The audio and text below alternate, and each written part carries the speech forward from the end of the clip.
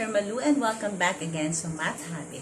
Okay, so in this video, ang pag-aaralan naman natin ngayon ay kung paano natin ita-transform ang equation of the line into slope-intercept form.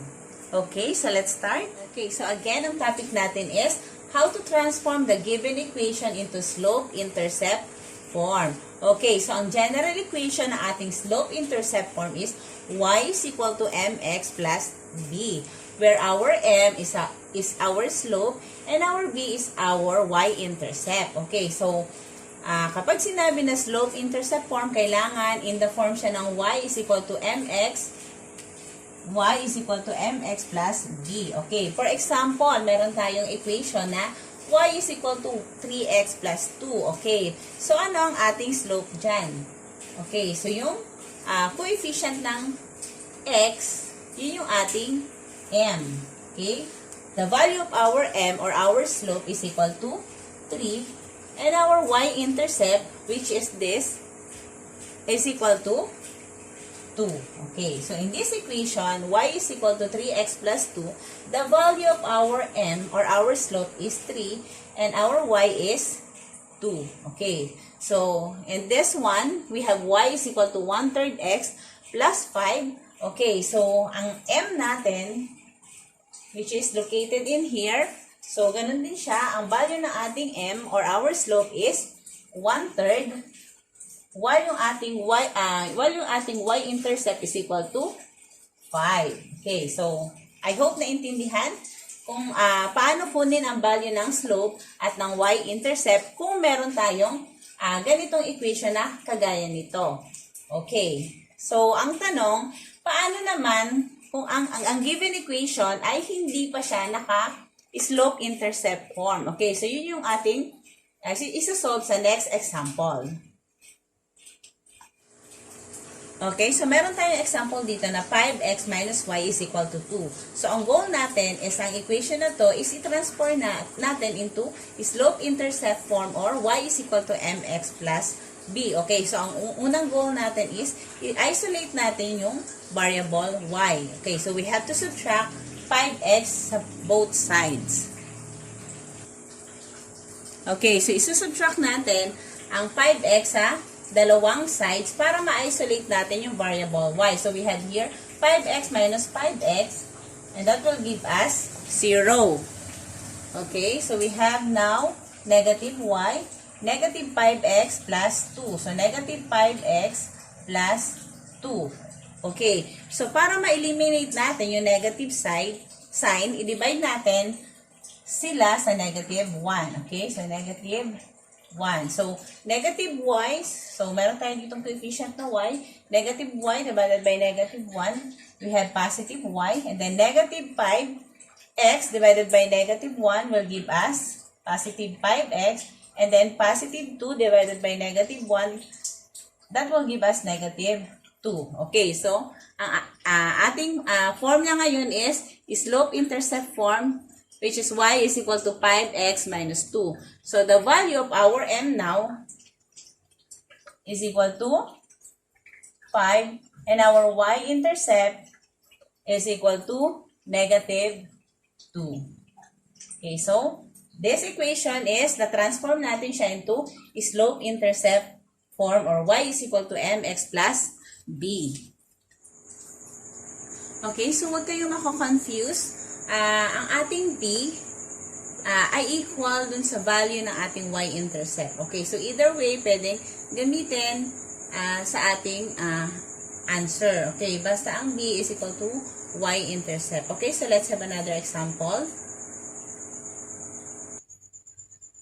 Okay, so we have example number 2. We have 3x minus 2y is equal to negative 16. Okay, so gaya ng nabanggit ko kanina, ang goal natin is gawing slope-intercept form or in this form ang ating given equation. Okay, so ang una nating goal is i-isolate natin ang variable na y. Okay, so paano natin gagawin yan? Kailangan ma-eliminate natin ang 3x. So, para ma-eliminate natin siya,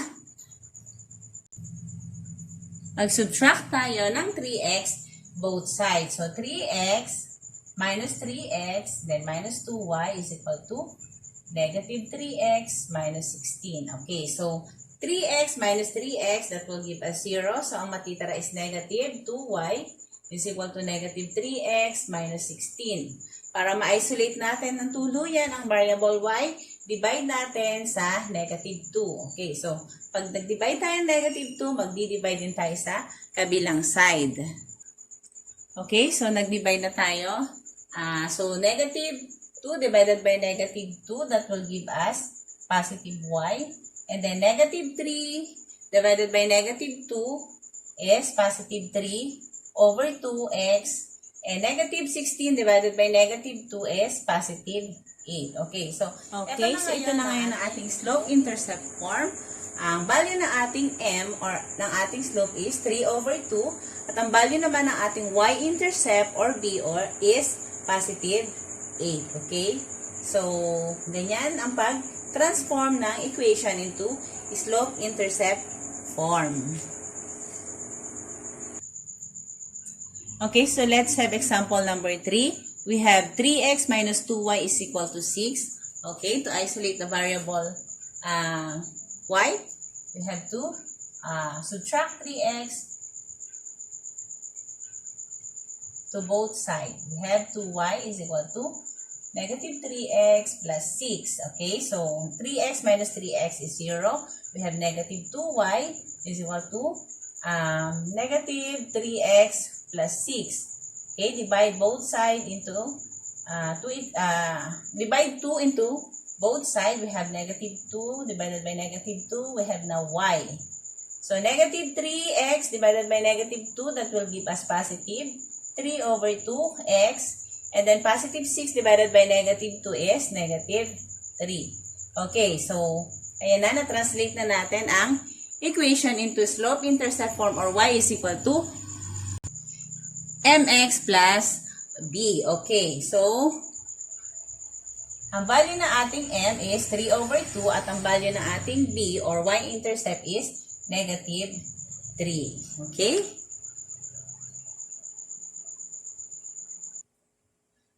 Okay, so let's have our fourth example. We have 13x minus 11y is equal to negative 12. Okay, so isolate the variable y. We have to subtract 13x into two sides. Okay, minus 11y is equal to negative 13x minus 12. Okay, so 13x minus 13x, 0. Negative 11y is equal to negative 13x minus 12. Okay, divide both sides by negative 11. Negative 11, we have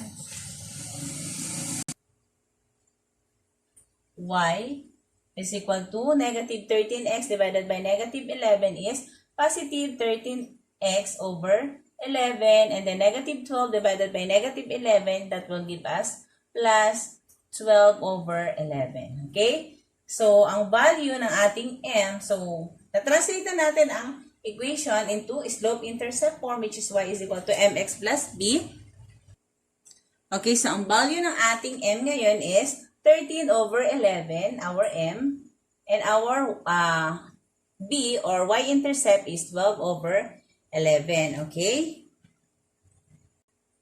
Okay, so for our number 5 example, we have x is equal to 3y minus 6. Okay, again, ang goal natin is to transform this given equation into slope-intercept form or y is equal to mx plus b. Okay, so since nasa kabila itong variable y natin, so we have to isolate the variable y. Paano natin gagawin? So, para maging 0 yung negative 6, mag-add tayo ng 6 sa both side para ma-isolate natin yung variable y. So, x plus 6 is equal to 3y minus 6 plus 6. Okay, so, because negative 6 plus 6 is equal to 0. So, we have now x plus 6 is equal to 3y. Okay, applying the symmetric property, pagpalitin natin ng pwesto. So, because kahit gawin natin yon, applying the symmetric property, this is still equal. Okay, so, to isolate the variable y, divide both sides by 3. Okay, 3. So, we have here, 3 divided by 3 is y. X over 3 is x over 3, and then 6 divided by 3 is 2. Okay, so the value of our m now, since we have here 1, so ang magiging value ng ating m is 1/3. So 1/3, and then ang value ng ating b or y-intercept is positive 2. Okay, so that's it. So kung bago kayo sa channel na to, please subscribe and share our video para mas marami pa tayong ma-share na ating lesson. And I hope natutunan kung paano mag-transform ng given equation into slope intercept form. Okay, so again, thank you for watching, and I'll see you again on our next video.